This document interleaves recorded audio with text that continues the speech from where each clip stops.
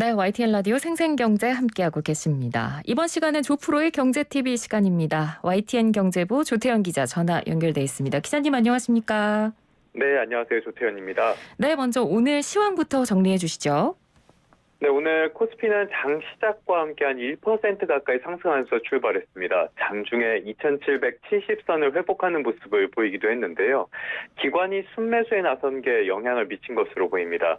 하지만 이 오후 2시에 넘어서면서 조금 상황이 반전되기 시작했는데요. 네. 하락세로 돌아서는 모습을 보였습니다. 기관이 순매도로 돌아섰고요. 외국인도 매도를 이어간 영향으로 풀이되는데요. 장 마감 그러니까 3시를 넘어서부터는 혼조세를 보였습니다. 정신없이 상승과 하락을 오가는 모습을 보였는데요. 결국에 코스피는 0.05% 오른 2746.47로 장을 마감했습니다. 결국 강보합세 정도로 거래를 마친 건데요. 결과적으로는 기관이 순매수를 기록한 영향으로 보입니다. 기관과 개인이 소폭 순매수에 나섰고요. 외국인은 1,000억 원가량 순매도했습니다. 네. 코스닥 시장에서는 개인이 순매수했고요. 기관과 외국인이 나란히 순매도를 했습니다. 결국 0.46% 하락하면서 여전히 900선을 밑돌았습니다. 네. 눈에 띄는 종목으로는 SK바이오팜이 좀 눈에 띄었는데요. 8% 넘게 올랐습니다. 지난해 창사 이래 최대 실적을 달성했다는 소식이 영향을 미친 것으로 보이는데요. 역시 최고의 테마는 기업의 실적이라는 점을 다시 한번 증명했다고 볼 수 있겠습니다. 네. 또 하나는 삼부토건이 눈에 띄었는데요. 상한가였습니다.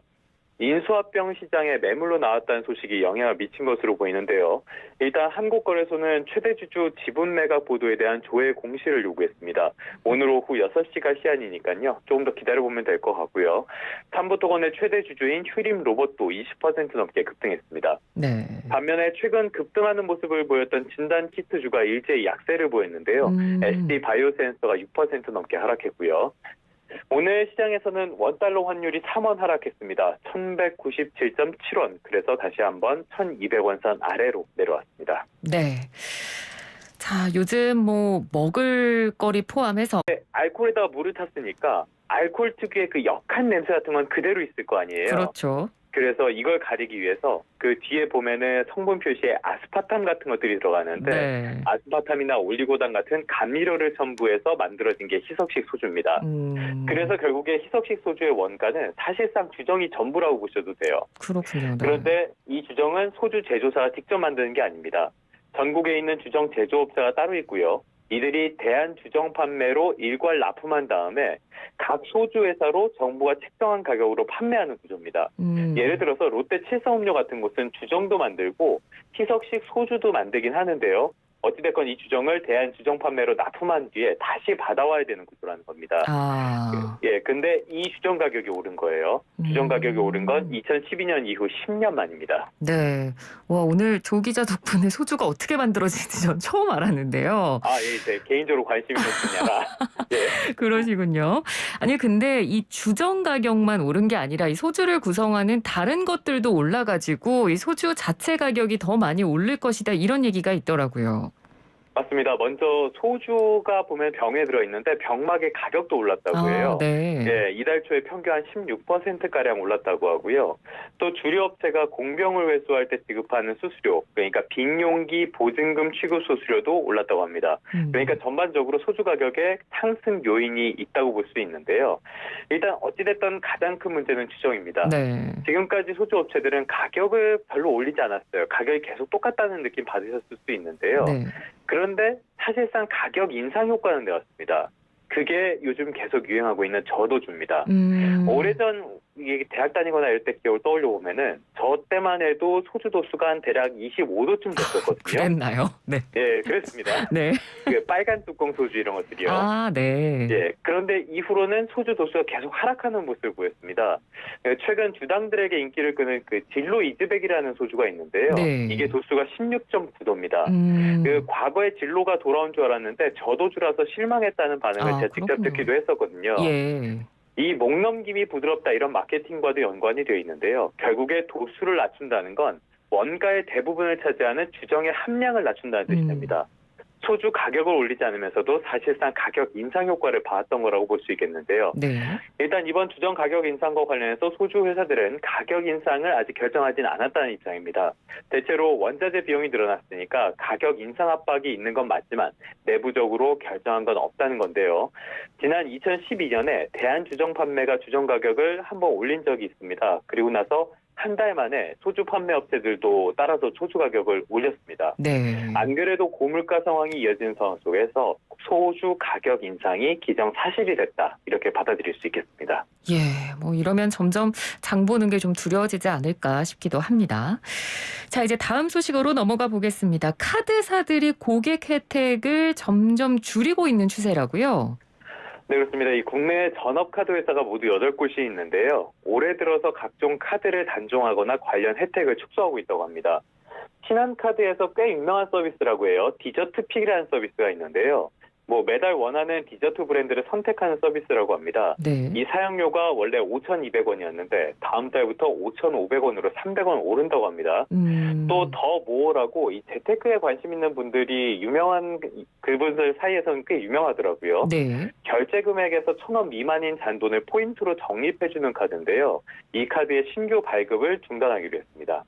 이 신한카드뿐만이 아니고요. KB국민카드도 다양한 혜택을 제공하는 카드 발급을 중단했고요. 네. 우리카드는 현금 서비스를 이용할 때 내는 그 현금 자동 입출금기 수수료를 올리기로 했다고 합니다. 삼성카드는 또 신세계와 제휴한 알라딘 청구 할인 서비스를 종료하기로 했고요. 다른 카드사들도 마찬가지인데 하나카드나 NH노은카드도 혜택을 줄이거나 기존에 혜택이 많았던 인기카드의 신규 발급을 중단하기로 했습니다. 네.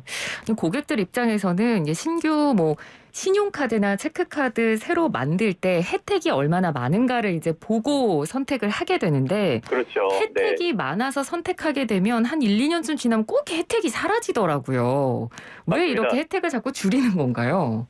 이게 말씀하신 것처럼 혜택이 많거나 고객들에게 인기가 많은 카드들, 소위 말하는 혜자 카드라고 부르는 그런 카드들이 있잖아요. 네. 이런 것들이 한 3년 주기로 계속 없어지거나 혜택이 줄어드는 것들 계속 경험을 해보셨을 겁니다. 예. 지난해 우리 카드 회사들의 실적을 보면요. 3분기까지 누적 순이익이 2조 원이 넘었습니다. 1년 전보다 한 30% 넘게 증가하는 모습을 보였는데요. 지난해 전체로는 3조 원이 넘을 것으로 추산이 됩니다. 그러니까 이렇게 실적 잔치를 벌여놓고선도 소비자 혜택은 줄어들고 있다는 뜻이니까요. 고객 입장에서는 고객은 안중에도 없냐 이런 평가가 나올 수밖에 없습니다. 네. 그런데 카드사 입장에서도 할 말이 없는 건 아닙니다. 할 말은 분명히 있어요. 일단 올해부터 영세 중소 카드 가맹점의 우대 수수료율이 또 낮아졌습니다. 최근에 당정 이런 것들을 통해서 계속 전해졌던 소식인데요. 네. 그래서 결국에는 카드사로 가는 수수료가 4,700원가량이 줄어들게 됩니다. 그러면은 이만큼은 고스란히 카드사의 이익 감소로 이어지게 되는 거고요. 사실 이거는 정치권을 중심으로 가맹점 수수료율을 낮출 때마다 계속 벌어지고 있는 부작용입니다. 네. 현재는 이제 주기를 두고 금융당국을 중심으로 해서 이 가맹점 수수료율을 계속 조정해 오고 있는데요. 이게 정치 논리랑 결합이 되다 보니까 수수료율이 계속 낮아지는 추세입니다. 따라서 이런 것들이 결국에는 소비자들에게 혜택 감소로 돌아올 거라는 그런 비판들이 많았고요. 이게 현실화됐다고 볼 수 있는 부분입니다. 네. 또 이 금융당국이 지난해부터 가계부채 관리를 굉장히 강하게 하고 있잖아요. 네네. 이 중에 하나가 총부채 원리금 상환 비율, 그러니까 DSR인데요. 사주 단위의 이 DSR에 올해부터 카드론도 포함이 됩니다.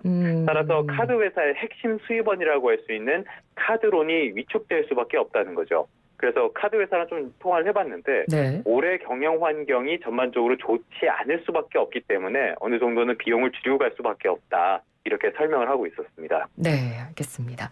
자, 오늘 마지막으로 조프로의 경제TV는 뭔가요? 이 카드사 문제 조금 전까지 말씀을 드렸는데요. 두 가지로 요약을 할 수 있겠습니다. 하나는 카드사들이 이렇게 실적 잔치를 벌이면서도 여전히 자기 주머니 챙기고 있다. 이런 문제가 하나 있을 수 있고요. 또 하나는 규제의 풍선 효과를 들 수 있겠습니다.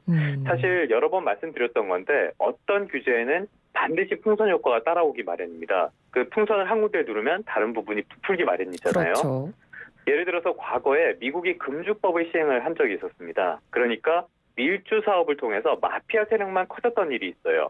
결국에 카드사 혜택 축소도 이런 풍선 효과의 하나로 볼 수 있겠는데요. 문제의 본질은 정치라고도 볼 수 있겠습니다. 그래서 규제도 좋지만 풍선 효과도 한 번쯤은 고려해달라고 말씀을 드리고 싶습니다. 네, 알겠습니다. 오늘 말씀 잘 들었습니다. 고맙습니다. 네, 감사합니다. 네, 지금까지 YTN 경제부 조태영 기자였습니다.